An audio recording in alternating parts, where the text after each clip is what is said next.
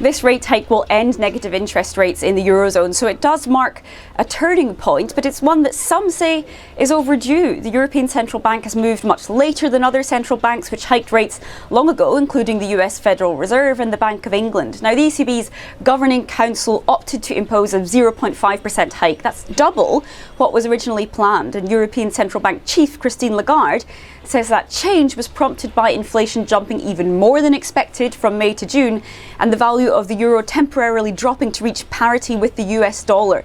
Now, all of this amid major uncertainty about the future of Europe's energy supplies. Here is Christine Lagarde, the ECB chief. Economic activity is slowing. Russia's unjustified aggression towards Ukraine is an ongoing drag on growth.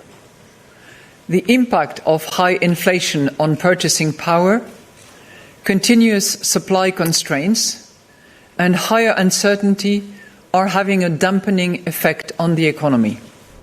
The ECB also announced a new bond purchase programme to help heavily indebted European countries by limiting the rise in their borrowing costs. Now, one of the nations causing most concern is Italy, which on Thursday was plunged into even more economic uncertainty when its Prime Minister Mario Draghi tendered his resignation. Now, with consumers here in Europe facing rapidly rising prices, the ECB is trying to put the brakes on inflation while also preventing a recession. Lagarde says that based on current projections, recession is not on the cards for the Eurozone for this year or for next. But, she says, the horizon is certainly clouded. Rosie Birchard, SABC News, Brussels.